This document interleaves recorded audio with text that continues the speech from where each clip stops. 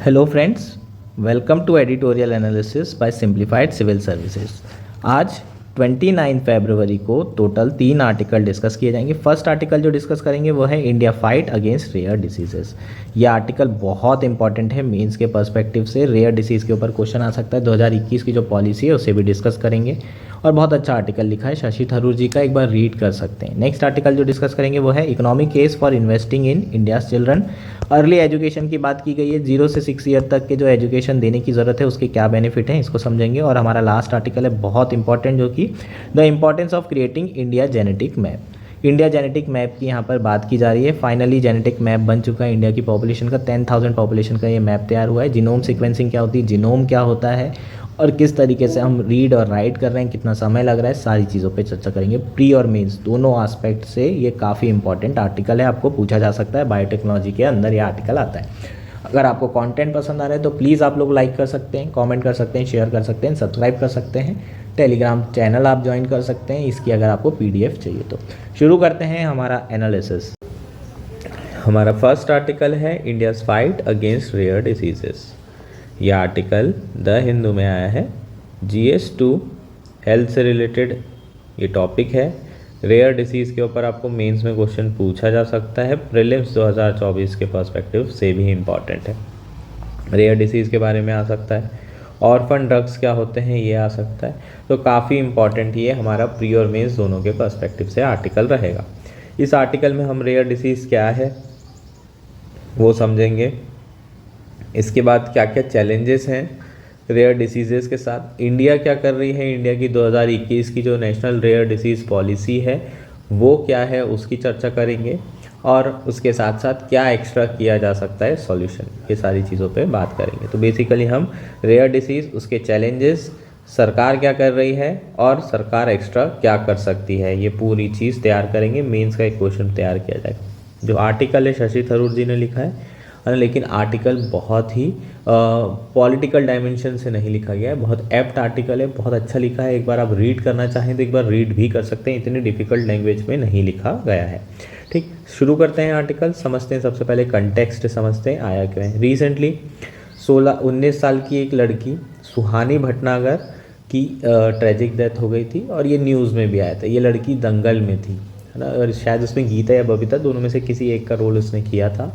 और इस बच्चे की रिसेंटली ट्रेजिकली डेथ हो गई है। उसका एक रीज़न था, वो था डर्मेटोमायोसिस्टिस। ये एक रेयर डिसऑर्डर है that causes inflammation in muscles. इसकी जो डेथ हुई थी वो उसी दिन हुई थी जब रेयर डिसीज़ डे मनाया जाता है, उसी दिन इसकी डेथ हुई थी। और इसकी डेथ का कारण भी एक रेयर डिसीज़ या एक रेयर डिसऑर्डर ही है।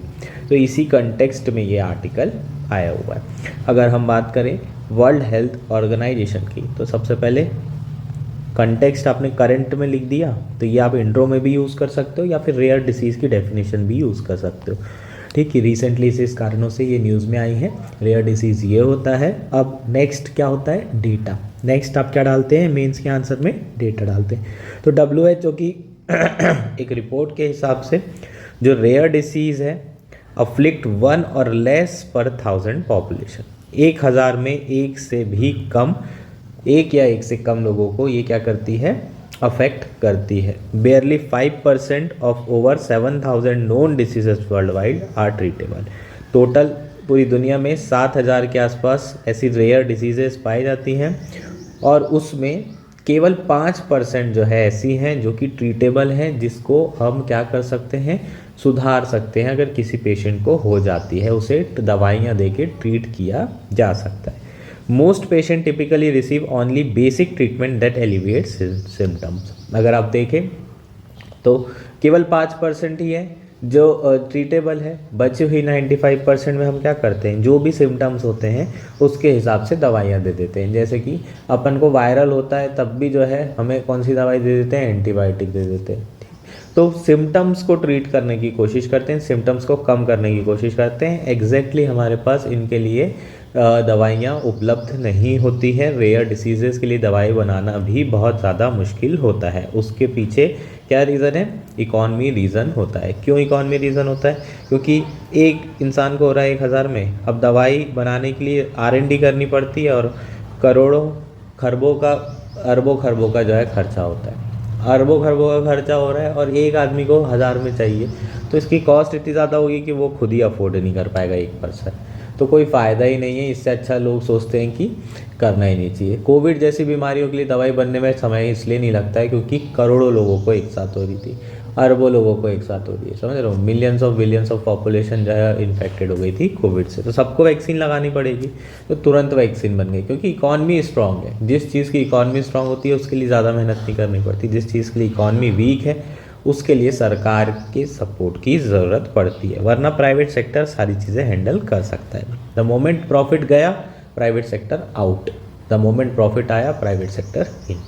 तो कुछ ऐसी दवाइयाँ हैं जो इसके प्राइसेस बहुत ज़्यादा हाई हैं, एग्जॉर्बिटेंट प्राइस एंटीडोट्स हैं, और कुछ तो जो है सपोर्टिव मेडिकेशन से ही ठीक की जा रही है। तो ये जो है रेयर डिसीज़ की हालत है।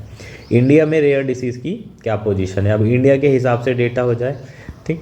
तो India accounts for 1/3 of global rare disease incident, मतलब ग्लोबली जितनी होती है उससे 1/3 इंडिया में हो रही है, जो कि बहुत बड़ा नंबर है। और केवल 450 ऐसी हैं जो कि अभी तक आइडेंटिफाई की गई हैं, है ना। अगर देखें तो इससे कहीं ज़्यादा रेयर डिसीज़ हो रही होंगी, लोगों को पता भी नहीं चलता है, डायग्नोज भी नहीं हो पाता है, उससे पहले ही जो है उनकी डेथ हो जाती है। और टोटल अभी जो आइडेंटिफाइड है वो केवल 450 है। The range from widely known ones such as spinal muscular atrophy and Gaucher disease to lesser known ones such as mucopolysaccharidiosis type 1 and Whipple disease, ठीक। कुछ ऐसी डिसीज़ हैं जिनको बहुत ज़्यादा अब सब लोग जानने लगे हैं, जैसे कि स्पाइनल मस्कुलर हो गई और गॉचर डिसीज़ हो गई। बाकी कुछ ऐसी हैं जिनको अभी उतना नहीं जानते हैं, उनके नाम अभी नहीं सुने हैं, ये नाम थोड़ा सा ध्यान रखेंगे। ऐसे भी आ सकता है this disease are recently in the news, which of the following is this, एक ऑप्शन में रेयर डिसीज़ दे देगा, तो हो सकता है आपको ऐसी चीज़ें भी पूछ ली जाए। रेयर डिसीज़ के ऊपर क्वेश्चन पेंडिंग है यार, आने की संभावनाएं बहुत ज़्यादा है। लगभग 8 से 10 करोड़ इंडियंस सफ़र करते हैं एक या एक से अधिक रेयर डिसीज़ में, और लगभग इसमें 75% जो हैं वो बच्चे होते हैं। उसके बावजूद भी ये रेयर डिसीजेस लार्जली ओवरलुक रही है। उसका सबसे बड़ा रीज़न है रिसोर्स कंस्ट्रेंट। इसके अलावा भी हमारे यहाँ रेयर डिसीज़ की जो अवेयरनेस है वो भी बॉटम लेवल पर है, डायग्नोसिस ना के बराबर है, और ड्रग डेवलपमेंट तो पॉसिबल ही नहीं है, क्योंकि नॉर्मल डिसीज़ की ड्रग डेवलपमेंट हो जाए वही बड़ी बात है। बहुत ज़्यादा नजस के बाद सरकार ने जो है क्या किया, एक पॉलिसी बनाई 2017 में, लेकिन उसे 2018 में विड्रू कर लिया गया। कहा गया कि इम्प्लीमेंटेशन चैलेंजेस के कारण, कन्फ्यूजन बहुत ज़्यादा है डिसीज़ कवरेज के कारण, ये पेशेंट एलिजिबिलिटी में दिक्कतें आ रही हैं, इसलिए हम इसको वापस लेते हैं, दोबारा से जो है नई पॉलिसी बनाई जाएगी।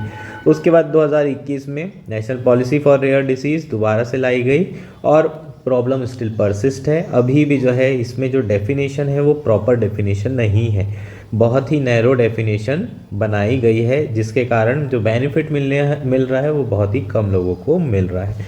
और इसमें भी यही कहा गया है कि जो डेटा है वो सफिशिएंट नहीं है, इसलिए हमने डेफिनेशंस ऐसी बनाई हैं। हम ब्रॉडर डेफिनेशन नहीं बना सकते, जो हमारे यहाँ अवेलेबल डेटा है उसी के हिसाब से बनाएंगे। तो शशि थरूर जी का कहना है कि डेटा सरकार का काम नहीं है, डेटा कलेक्शन करना भी तो गवर्नमेंट का ही काम है। तो डेटा कलेक्शन एक सबसे बड़ा चैलेंज हो जाएगा, ठीक। दूसरा, रेयर की डेफिनेशन इंडिया में अभी क्लियर नहीं है। ये 2 चैलेंजेस, ठीक, अभी तक हो जाएंगे, इसे आप नोट डाउन कर सकते हैं। थर्ड है, timely and accurate diagnosis is indispensable for any disease management. किसी भी डिसीज़ के मैनेजमेंट के लिए हमें एक टाइमली डायग्नोसिस होना बहुत ज़रूरी है। अगर टाइम से पता चलेगी तो चीज़ें रोकी जा सकती है, सुधारी जा सकती है। लेकिन रेयर डिसीज़ पेशेंट्स के साथ ये टाइमली डायग्नोसिस तो बिल्कुल दूर दूर तक के जो है दिखाई नहीं देता है। लगभग 7 साल लग जाते हैं इंडिया में एक किसी पेशेंट को on an average rare disease को डायग्नोस करने में। इंडिया में जो फिजिशियन है उनको तो बिल्कुल इंटरप्रिटेशन नहीं होता है कि ये सिम्टम किसी पर्टिकुलर डिसीज़ के हो भी सकते हैं, वो अपना पैरासीटामॉल दे दे के ही सबको ठीक कर रहे होते हैं। हेल्थ केयर जो पर्सनल होते हैं, प्रोफेशनल होते हैं, उनको भी इतना ज़्यादा हाई आइडिया नहीं होता है। बहुत कम हमारे यहाँ ऐसे ह्यूमन रिसोर्स हैं जो कि इन सारी चीज़ों में स्पेशलाइजेशन होता है जिनका, और वो सिर्फ बड़े हॉस्पिटल्स में आपको देखने के लिए मिलेंगे, या फिर सेंटर ऑफ एक्सीलेंस में आपको देखने के लिए मिलेंगे, या फिर रिसर्च फैसिलिटी में देखने के लिए मिलेंगे। तो ऐसे लोग बहुत कम हैं जो ये सारी चीज़ें कर सकें।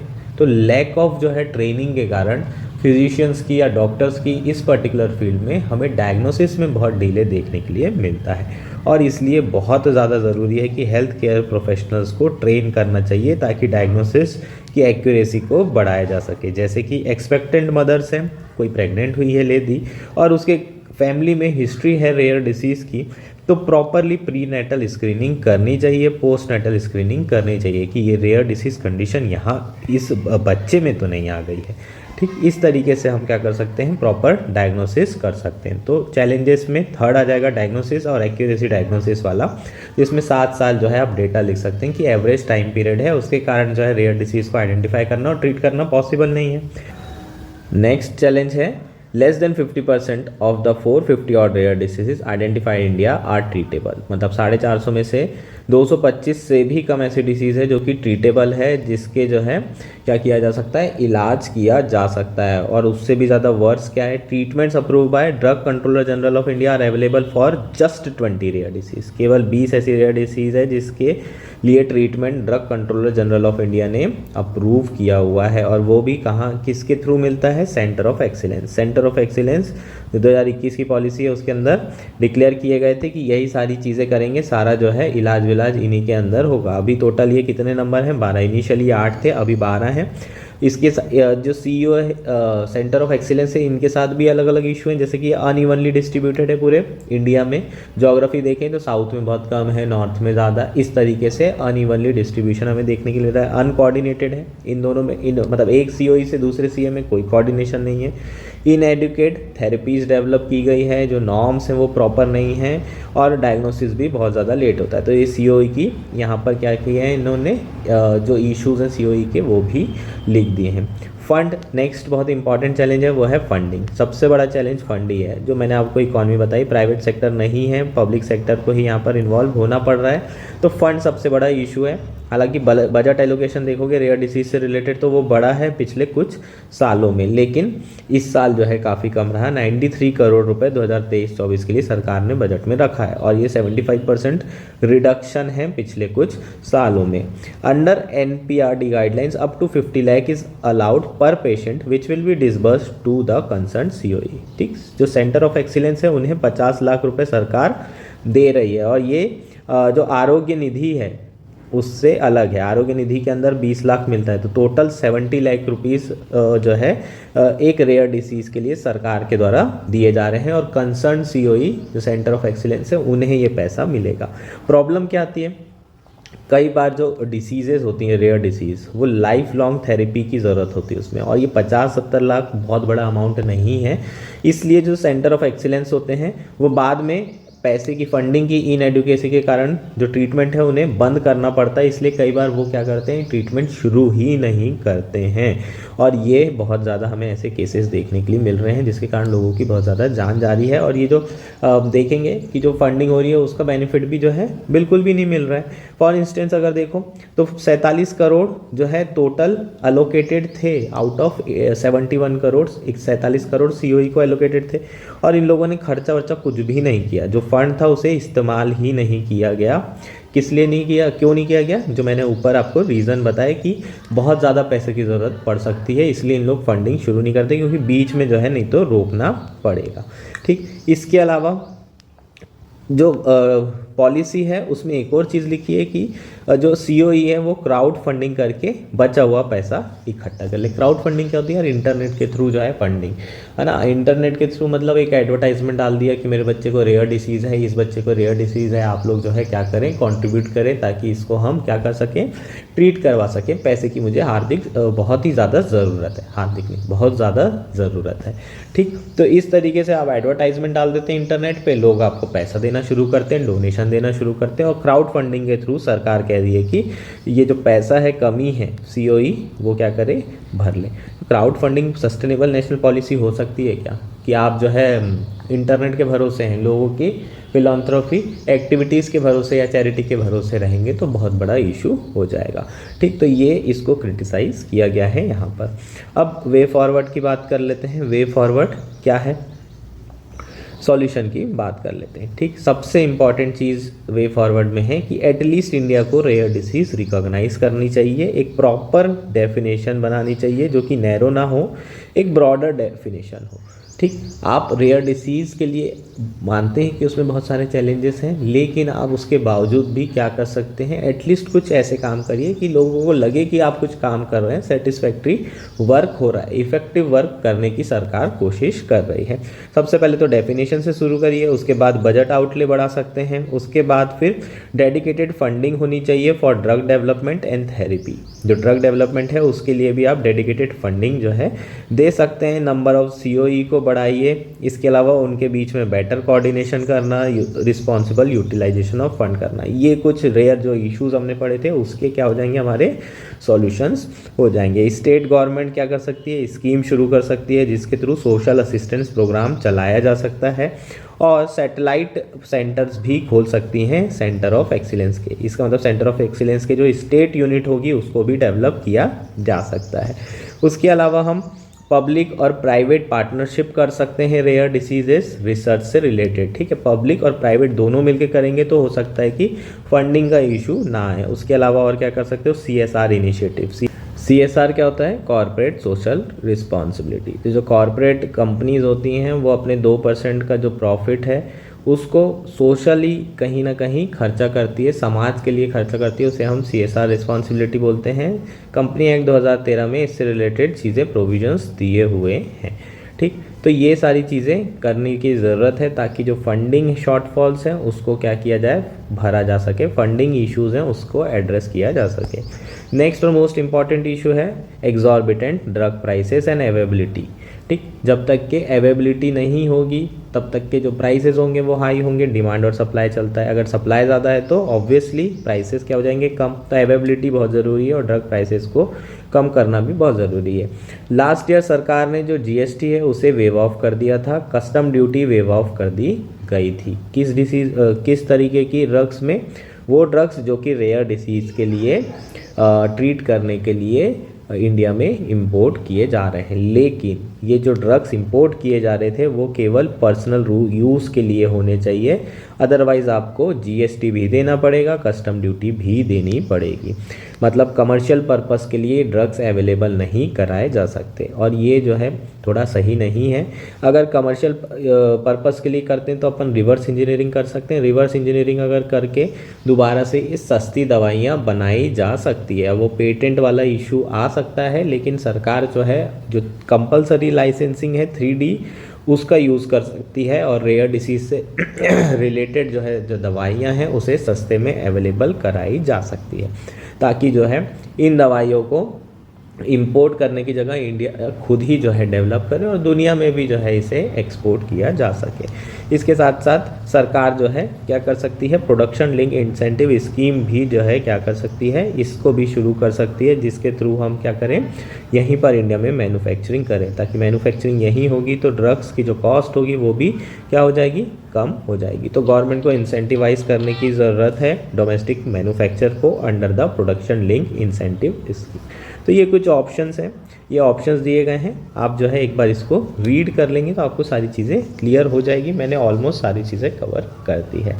ठीक, तो ये हमारा आर्टिकल था, बहुत इम्पॉर्टेंट है, आपको पूछा जा सकता है, मेंस और प्री दोनों में क्वेश्चन आ सकता है। एक चीज़ इम्पॉर्टेंट है, जो पॉलिसी है उसमें जो कैटेगराइजेशन किया है उसे 3 ग्रुप में कैटेगराइजेशन किया गया है रेयर डिसीज़ को, ये आपको याद रखना है। ग्रुप 1 में कौन सी है, वो डिसऑर्डर है जिसको एक बार दवाई दिए और ठीक हो गया।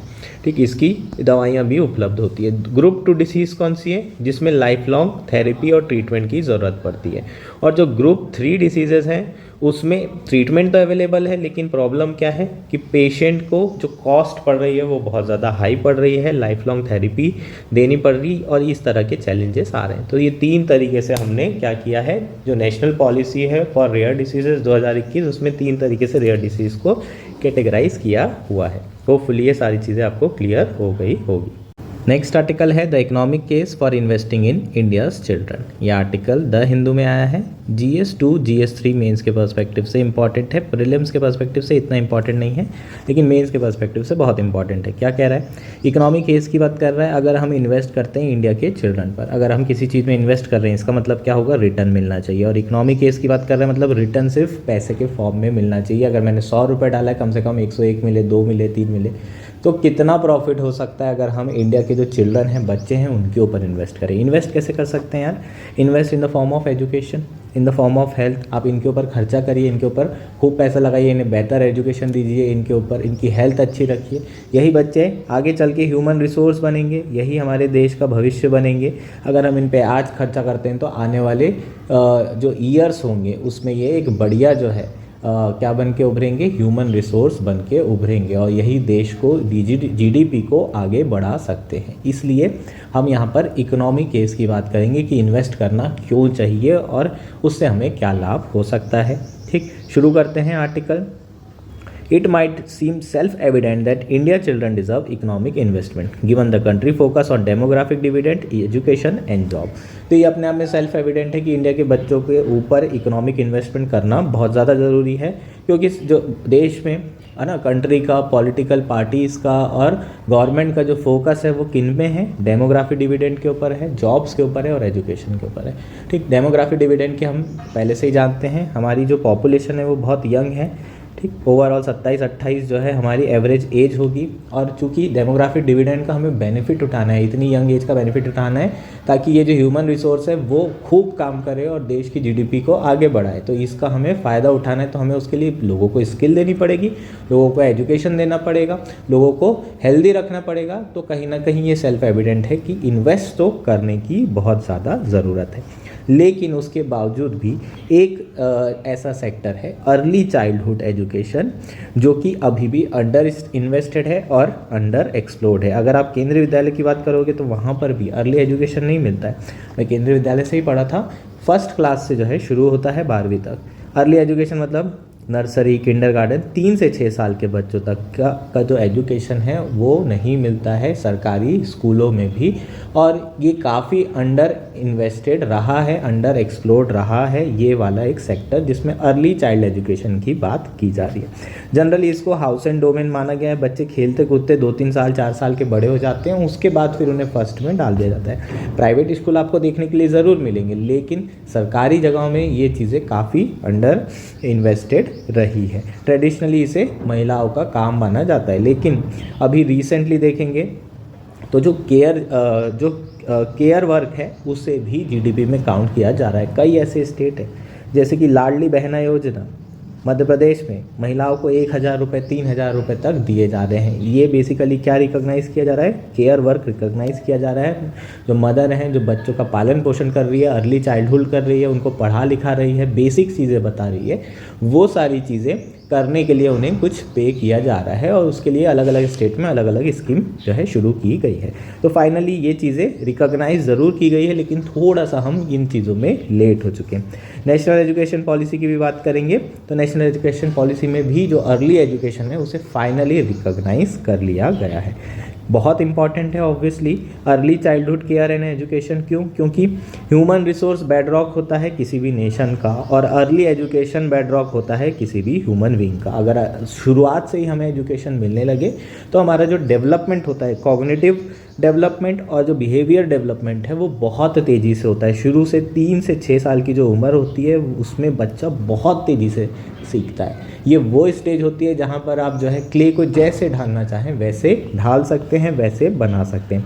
सरकार ने इनिशियली जो फोकस था वो ये था कि भाई प्राइमरी लेवल में 100% ग्रॉस एनरोलमेंट रेशियो तो होना ही चाहिए। उसके बाद फिर धीरे धीरे अपने देश में क्वालिटी पे फोकस किया गया, लर्निंग आउटकम पे फोकस किया गया, लेकिन जो लर्निंग आउटकम्स आ रहे थे यार वो बहुत ज़्यादा ख़राब आ रहे थे। बेसिक सब्सट्रैक्शन एडिशन करते हुए बच्चों को नहीं बन रहा था, जो 2nd क्लास 3rd क्लास के बच्चे थे। रीडिंग करते नहीं बन रही थी, और ऐसे कई सारे ASER के अपन सर्वे भी डिस्कस कर चुके हैं, जो कि प्रथम NGO रिलीज़ करता है। तो ये एक चीज़ क्वालिटी जो है हमें देखने मिल रही थी कि उतनी बेहतर नहीं हो पा रही है, इसलिए सरकार का जो फोकस आया वो किस पे आया, अर्ली एजुकेशन पे फोकस आना शुरू हुआ। चाइल्ड अंडर 6 के जो एजुकेशन है उस पे फोकस करना शुरू किया और सरकार ने एनईपी के अंदर निपुण भारत की शुरुआत की। निपुण Bharat national initiative for proficiency in reading with understanding and numeracy, निपुण भारत, जो कि फाउंडेशनल लिटरेसी और न्यूमरेसी के लिए सरकार द्वारा शुरू की गई।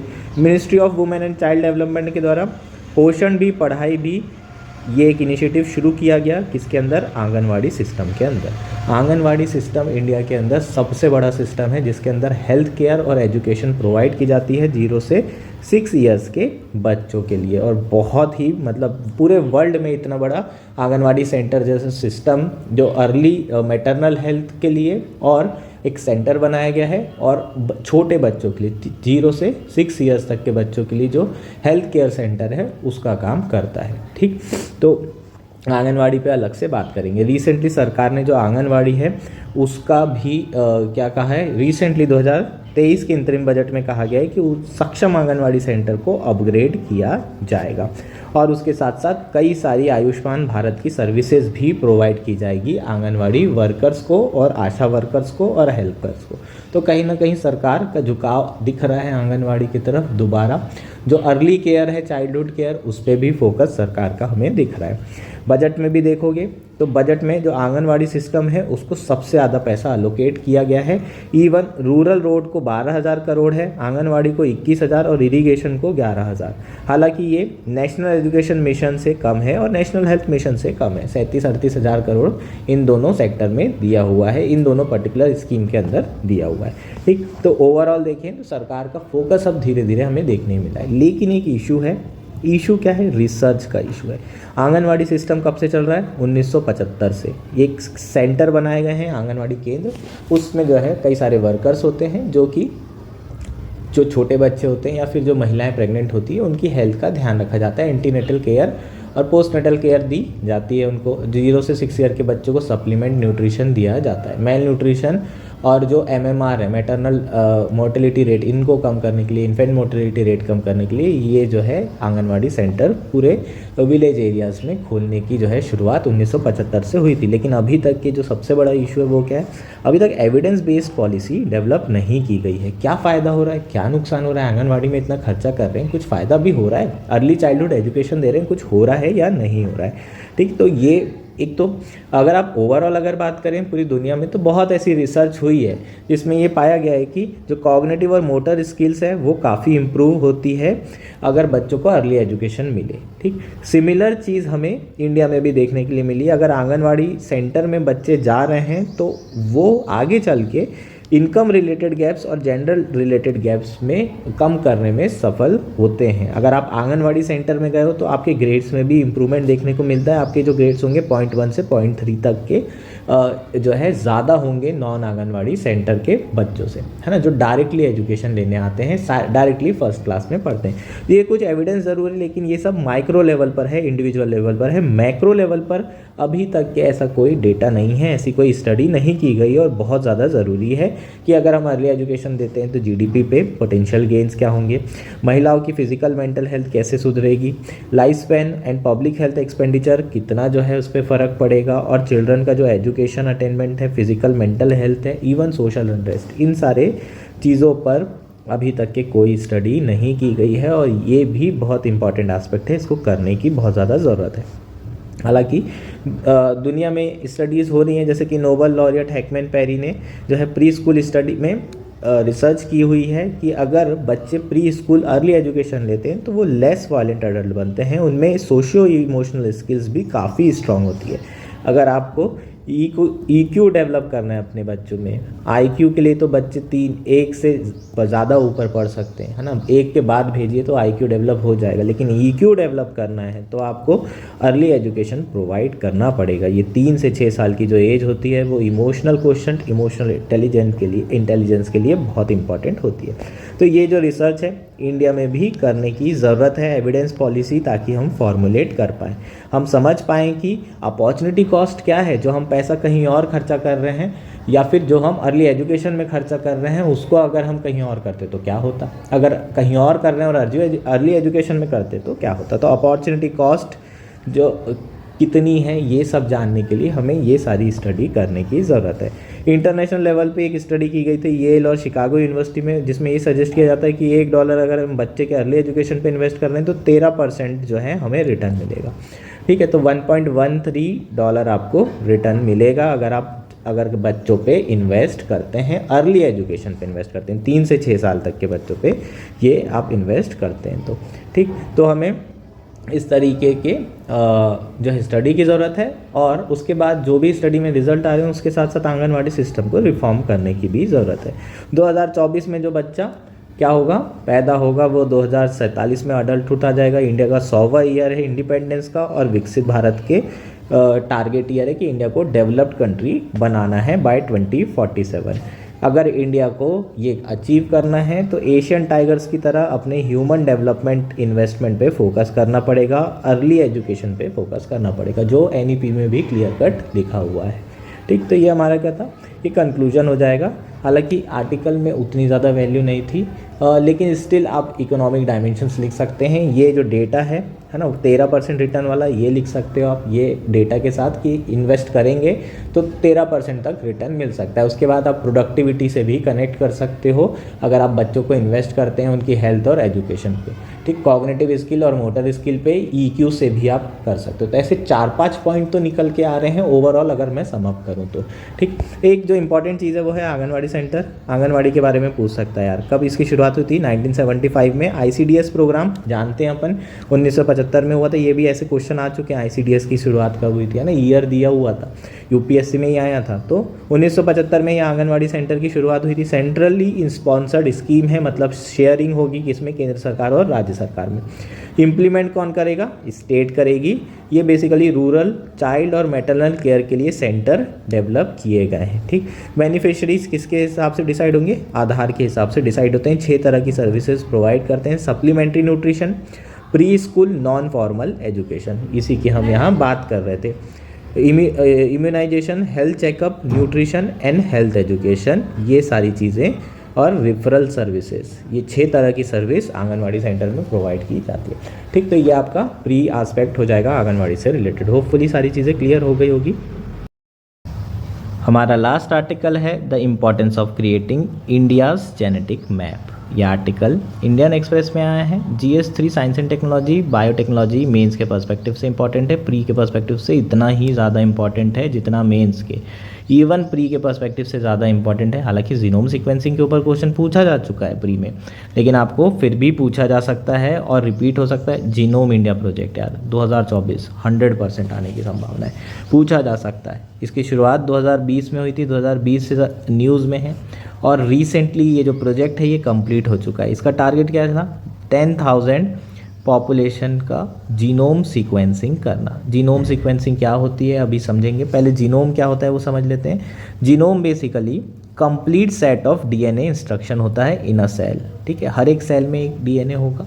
ठीक, सेल जानते हो आप, एनिमल सेल, प्लांट सेल आपने अच्छे से पढ़ा होगा। ठीक, तो उसमें न्यूक्लियस होता है, न्यूक्लियस के अंदर DNA होते हैं। DNA के अंदर सारा इंस्ट्रक्शन होता है कि इसको क्या काम करना है क्या नहीं करना है। ठीक, DNA में छोटे छोटे जीन्स होते हैं, वो जीन्स है ना डिसाइड करते हैं कि कौन से जीन्स का क्या काम है। इसी जीन्स के बारे में हम जानना चाहते हैं कि कौन सा जीन्स क्या करता है। अगर ये जीन्स हम साइलेंस कर देंगे तो कौन सी एक्टिविटी सेल नहीं करेगा, अगर मैंने इस जीन्स को बदल दिया तो कौन सी एक्टिविटी सेल नहीं करेगी। ये सारी चीज़ें जानने के लिए हमें क्या करना होता है? जीनोम सीक्वेंसिंग करनी पड़ती है। तो जीनोम जो है हमारा क्या है? कंप्लीट सेट ऑफ DNA है, और DNA की सीक्वेंसिंग की जो प्रोसेस होती है, DNA को डिटरमाइन करने की जो प्रोसेस होती है, उसको क्या बोलते हैं हम? सीक्वेंसिंग बोलते हैं। मतलब अगर DNA है हमारे अंदर एक एक सेल में, उसको हम क्या करना चाहते हैं? उसको हम राइट और रीड करना चाहते हैं, पढ़ना चाहते हैं, समझना चाहते हैं, डिटरमाइन करना चाहते हैं, तो हमें उसके लिए जो प्रोसेस फॉलो करनी होती है उसको हम जीनोम सीक्वेंसिंग बोलते हैं। होपफुली इतना तो आइडिया आपको लग गया होगा। ठीक, तो DNA की बात करेंगे तो DNA जो है बहुत सारे ऐसे छोटे छोटे न्यूक्लियोटाइड बेसिस से मिलकर बने होते हैं। 3 बिलियन न्यूक्लियोटाइड पेयर्स होते हैं। ठीक, ATGC का अलग अलग पेयर होता है, ये रिपीट होता है, इसलिए हमको एक छोटा सा स्टैंड लेना होता है और इसके बारे में इसका ATGC का जो कॉम्बिनेशन है उसको हम डिटरमाइन करते हैं। 99% कॉम्बिनेशन सेम होते हैं, हर इंडिविजुअल में 0.0% 1% ऐसे कुछ चेंजेस होते हैं पर्टिकुलर पर्सन के DNA में। उसी से हम आइडेंटिफिकेशन भी करते हैं। जो आपका याद होगा कोई गुम जाता है तो उसकी DNA टेस्ट किया जाता है ना कि ये आपके पेरेंट्स हैं आइडेंटिफाई करने के लिए, हाँ तो बस वो यहीं से किया जाता है। 99% ऑलमोस्ट चीज़ें सेम होती है, लेकिन 0.1 जो है यूनिक कैरेक्टरिस्टिक होती है हर पर्सन की, और वो हम कैसे कर सकते हैं ATGC के जो कॉम्बिनेशंस हैं उसको रीड और राइट करके। इसको क्या कहते हैं, जीनोम सीक्वेंसिंग कहते हैं। रिसेंटली जो है सक्सेसफुल रहा, हमने 10,000 जो जीनोम्स थे उसकी सीक्वेंसिंग कर ली है, जेनेटिक मैप तैयार कर लिया है अपने देश में पॉपुलेशन का। 10,000 लोगों के इंडिविजुअल्स के ब्लड सैंपल्स लिए गए थे और उसके बाद ये सीक्वेंसिंग की गई है। Researchers from the 20 science institute across the country help in collecting the blood samples, sequencing the genome, developing a methodology and storing the data. तो लगभग 20 रिसर्च इंस्टीट्यूट इस सारी की सारी प्रोसेस में शामिल थे। एक जो है सीक्वेंस को डेटा को सेव करने के लिए 80 GB के आसपास स्पेस की ज़रूरत होती है। तो लगभग 8 पेटाबाइट्स, ठीक है, 8 पेटाबाइट्स डेटा की ज़रूरत पड़ी है, जितना भी डेटा 10,000 जीनोम सीक्वेंसिंग को करने में, स्टोर करने में लगा हुआ है। ठीक है, इसे कहाँ स्टोर किया गया है, इंडिया बायोलॉजिकल डेटा सेंटर इन फरीदाबाद। ये यार UPPSCS में ये पूछा जा सकता है, इंडियन बायोलॉजिकल डेटा सेंटर कहाँ पर है, कोई भी छोटी सी एग्जाम। इवन UPSC में भी आजकल ऐसे क्वेश्चन आने लगे हैं, तो ये आपको याद रखना है कि फरीदाबाद में बायोलॉजिकल डेटा सेंटर है। ठीक, जो डेटा सेट होगा वो लोगों के लिए, पब्लिक के लिए अवेलेबल होगा, डिजिटल पब्लिक गुड कहलाएगा। अगर ये डेटा अवेलेबल रहता है तो इससे कई सारी चीज़ें की जा सकती है, जैसे कि अभी हमने रेयर डिसीज़ की बात की। रेयर डिसीज़ के जो भी म्यूटेशन के कारण, जो भी DNA में या जीन्स में चेंजेस आ जाते हैं एनवायरनमेंट के कारण, उसके कारण कोई बीमारी हो जाती है, तो उसको हम क्या कर सकते हैं, सही कर सकते हैं। अगर हमने जीनोम सीक्वेंसिंग की हुई है तो किस जीन्स के कारण हो रहा है, उस जीन्स को एडिट कर दो, उस जीन्स को साइलेंस कर दो, बीमारी ख़त्म हो जाएगी। तो हम बहुत सारी जो डिसीज़ेज़ हैं उसके क्योर ढूंढ सकते हैं अगर हम जीनोम सीक्वेंसिंग करते, तो और भी बहुत सारे इसके बेनिफिट हैं। 2020 में ये प्रोजेक्ट शुरू किया गया था ताकि क्या किया जाए, इंडियन पॉपुलेशन का जेनेटिक मैप तैयार किया जाए। इंडियन पॉपुलेशन का अगर हम जेनेटिक मैप तैयार करते हैं तो यार हिस्ट्री ऑफ इवोल्यूशन भी तो हमें समझने में आसानी होगी, और जेनेटिक बेसिस क्या है इंडिया का वो भी हमें समझने के लिए जो है पता चलेगा। जैसे अगर हम इंडिया की बात करें तो इंडिया का जो क्लाइमेट है वो ट्रॉपिकल है, और वेस्टर्न कंट्रीज़ जहाँ का सबसे ज़्यादा जेनेटिक डेटा अवेलेबल है वहाँ का क्लाइमेट क्या है, ठंडा वातावरण है, टेम्परेट है। तो टेम्परेचर के हिसाब से, एनवायरनमेंट के हिसाब से म्यूटेशन होता है। वो डेटा हमारे लिए उतना हेल्पफुल नहीं, यहाँ के रिसर्च के लिए उतना हेल्पफुल नहीं है, क्योंकि हम लोग ट्रॉपिकल एनवायरनमेंट में पले बड़े रहते हैं। तो हमारे जो जीन्स होते हैं वो भी कहीं ना कहीं अडाप्ट कर लेते हैं, वो भी इस जो है क्लाइमेट के हिसाब से म्यूटेशन उनमें होता रहता है। तो कई ऐसी डिसीज़ होगी जो ट्रॉपिकल डिसीज़ होगी, जो हमारे अंदर उसका पहले से रेजिस्टेंस होगा, डेवलप कर चुका होगा हमारा जीन्स। तो ये सारी चीज़ें आपको सिर्फ अपने ही टेम्परेचर और एनवायरनमेंट में मिल सकती है। तो और डेटा हमारा जितना भी अवेलेबल होता है जीनोम सीक्वेंसिंग का, वो वेस्टर्न कंट्री का डेटा है, तो वो हमारे रिसर्च के लिए फ़ायदेमंद नहीं है। और इसलिए सरकार ने जो है इंडिया का जेनेटिक मैप तैयार किया ताकि वो डेटा हमारे लिए बेनिफिशियल हो सके। ठीक, टोटल 1.4 बिलियन पॉपुलेशन है, जिसको 4,600 डिस्टिंक्ट जीनोम ग्रुप में क्या किया जा सकता है, बांटा जा सकता है। टोटल 135 मिलियन जेनेटिक वेरिएंट्स हैं, उसमें से रिसर्चर्स ने 5,700 जीनोम सीक्वेंस एनालाइज कर चुके हैं। ठीक, तो ये हमारा क्या था, जो जीनोम प्रोजेक्ट था उसके बारे में डिटेल्स हो जाएगी। मैंने आपको बता ही चुका हूँ जीनोम क्या होता है, कैसे उसे सीक्वेंस किया जाता है। ठीक है, इसके अंदर पूरी की पूरी इन्फॉर्मेशन होती है कि कौन से जीन्स किस एक्टिविटी को कर सकते हैं। अगर वो जीन्स मुझे पता चल गए जिसके कारण कैंसर हो रहा है, तो मैं क्या करूँगा, उसका चेंज कर दूंगा, म्यूटेशन कर दूंगा, एडिटिंग कर दूंगा। जीन एडिटिंग के बारे में हम जानते हैं, क्रिस्पर कास, ठीक है, ये कई बार आप पहले भी अपन पढ़ चुके हैं। ठीक, तो यहाँ पर हम ATGC के जो कोड है उसको क्रैक करना चाह रहे हैं, और हर एक जीनोम का क्या क्या काम है उसको क्रैक करना चाह रहे हैं। इस स्टडी से फ़ायदा क्या होगा यार, एक तो पता चलेगा रिस्क फैक्टर है ना, जेनेटिकली जो रिस्क है उसको हम कम कर सकते हैं अगर हम स्टडी करते हैं तो ये सारी चीज़ों की। जैसे कि एक एग्जांपल बता रहा हूँ मैं आपको, अगर आप देखें म्यूटेशन MYBPC3 का अगर होता है तो बहुत सारे यंग एज में ही बच्चों को कार्डियक अरेस्ट आ जाता है। ठीक, तो जो जेनेटिक एनोमलीज़ है, जो जीन्स के कारण चीज़ें हो रही है, जीन डिसऑर्डर के कारण चीज़ें हो रही है, उसको हम रोक सकते हैं। रेयर डिसीज़ को क्या कर सकते हैं, ट्रीट कर सकते हैं, जो कि किससे हो रही है, बेसिकली जो जीन्स के डिसऑर्डर से हो रही है या फिर जेनेटिकली जो भी हल्के फुल्के म्यूटेशन हो रहे हैं, चेंजेस हो रहे हैं, उसके कारण हो रही है। तो ये जो है इंडिया की पॉपुलेशन में बहुत ज़्यादा है, लेकिन वर्ल्ड की पॉपुलेशन में बहुत रेयर है। तो ये सिर्फ आपको इंडिया के जो जेनेटिक मैप है उसके थ्रू पता चल सकता है कि किनको ऐसा हो रहा है, और आप ये पहचान भी तभी कर पाएंगे जब आप इंडिया के क्या करें, पॉपुलेशन को जो जेनेटिक मैप है उसको अच्छे से स्टडी करें। एक और म्यूटेशन है जैसे कि LAMB3 causes lethal skin condition. ये सिर्फ मदुरई की 4% पॉपुलेशन में मिला है, बाकी कहीं नहीं मिला है, ग्लोबल डेटाबेस बिल्कुल भी नहीं है। तो आपको समझ में आ रहा है कि इंडिया का जेनेटिक मैप तैयार करने की इंपॉर्टेंस क्या है। तो बहुत जो है हम आसानी से ट्रीटमेंट्स इन रेयर डिसीज़ के लिए तैयार कर सकते हैं, जेनेटिक एनोमलीज़ के लिए प्रिपेयर किया जा सकता है। एक और एग्जांपल है जैसे कि mRNA वैक्सीन डेवलप की जा रही है पैनक्रियाटिक कैंसर के लिए। जो बेसिकली पैनक्रियाटिक कैंसर है वो जेनेटिक म्यूटेशन के कारण ही होता है ना। अगर हम म्यूटेशन कर दें तो क्या होगा, जो हमारा इम्यून सिस्टम है वो आइडेंटिफाई कर सकता है इस कैंसर सेल को और अटैक कर सकता है। तो ये कैंसर को भी हम क्या कर सकते हैं, क्योर कर सकते हैं अगर हम लोग जीनोम सीक्वेंसिंग करते हैं। तो नेक्स्ट क्या है इंपॉर्टेंट, कितना समय लगता है प्रोजेक्ट को। पहला प्रोजेक्ट 1980 में शुरू हुआ था और ऑलमोस्ट 23 साल लग गए थे रीड करने में। उसका नाम था जीनोम सीक्वेंसिंग प्रोजेक्ट रीडिंग करके। फिर राइटिंग प्रोजेक्ट शुरू हुआ था। इंडिया का पहला कंप्लीट जीनोम सीक्वेंस 2009 में बना था। ठीक, अभी अगर आप बात करें 5 से 7 दिन में जीनोम सीक्वेंसिंग हो जाती है। ठीक, तो अभी बहुत सारे महीने लगे हमें 10,000 लोगों के, तो 10,000 का 3 से 4 महीने में कंप्लीट जीनोम सीक्वेंसिंग हो सकती है। लेकिन 3 साल क्यों लगता है यार, ये डेटा लेने में टाइम लगता है यार, क्योंकि डेटा लेना था, अलग अलग रिमोट एरिया का, अलग अलग ट्राइब्स का डेटा लेना था, इसलिए इतना समय लग गया। ठीक, तो ये एक बहुत सिग्निफिकेंट माइलस्टोन है। अब हमारी कंट्री के लोगों का जेनेटिकली जो मैप है वो हमारे पास ऑलरेडी है। इससे हम काफ़ी चीज़ रिसर्च कर सकते हैं। होपफुली ये सारी चीज़ें आपको क्लियर हो गई होगी। ये हमारा आर्टिकल था। That's it for today. Thank you and enjoy your day.